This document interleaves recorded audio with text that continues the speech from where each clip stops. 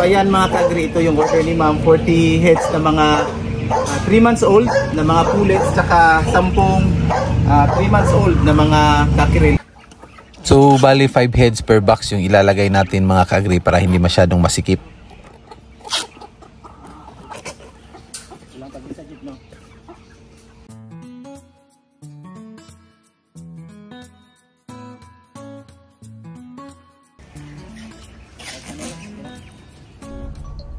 Ayan, at dumating na rin tayo sa farm nila client mga ka-agri. Ayan, medyo malaki yung farm nila mga ka-agri, almost 5 hectares. And then medyo stricto sila sa kanilang biosecurity kasi may babuyan sila mga ka-agri. Ayan, alam na din nila yung biosecurity talaga mga ka-agri. At di basta-basta na farm mga ka-agri kasi 300 sow level yung farm nila mga ka-agri. So malaki talaga. Ayan, ito yung farm.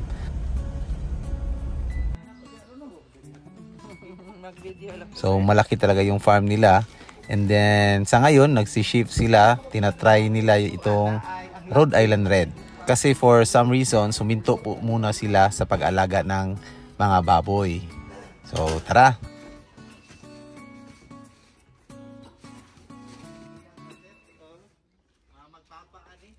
Nakalimutan ko talaga yung pangalan ni Kuya, pero si Kuya yung namamahala dito mga ka-agri sa babuyan nila ni client natin. Ayan, medyo matagal na din siya, tapos medyo magaling na talaga siya sa pag-aalaga ng baboy. So ngayon, ang daming tanong ni Kuya kung paano to papalakihin itong mga manok natin, yung dineliver natin.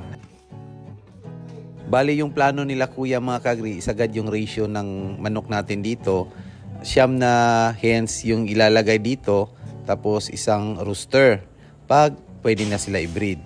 Ayan, medyo malaki talaga yung kulungan ng mga manok natin dito. So talagang maswerte yung mga manok natin dito mga ka-agri.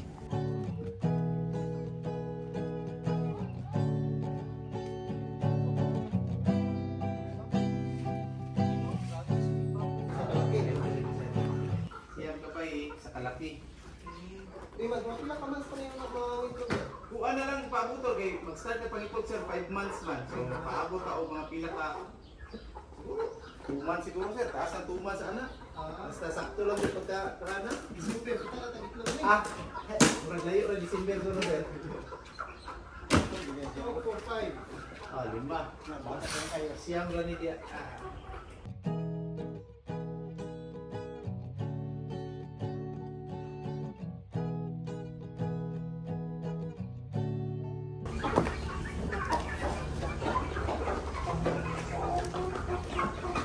Asa hindi pa ayos manok dari ay dako kay lang kuan kailan ayo ya para kusog ni sila ng itlog sir kuanan sa ni sila suga mga maglighting pataan ni og mga 2 hours kung alas 6 bitaw magsigap wa mo ni nay suga butangan din kay mga factor man na siya sa pagpangitlog nila kung mahimo na silang breeder ani hangtod alas 10 masiga suga di man palong alas 10 gabi no nana siya factor ang suga bukan nga light after na silang pagpangitlog. Pwede na pala siya paggawa sir bangkaw sa ko.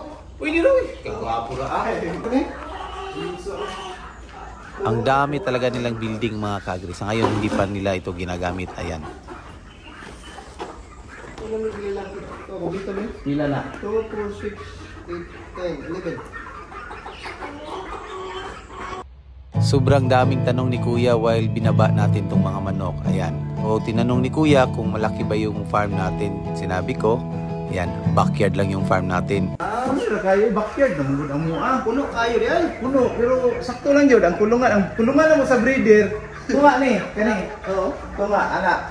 Kaya pagkahuman ang sulod, 8 ka bay sa kalaki, 8 ka bay sa kalaki.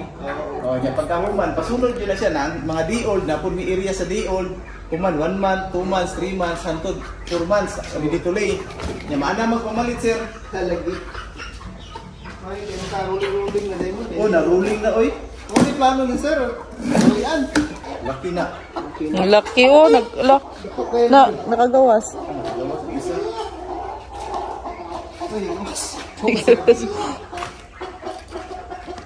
Ay, sibat bay. Oh, sulod. Ay, sulod. Yan, ano na niya. Manglabok. Bali, 40 pullets na 3 to 4 months at saka 10 kakirel yung nabenta natin ngayon mga ka-agri. Maraming salamat po.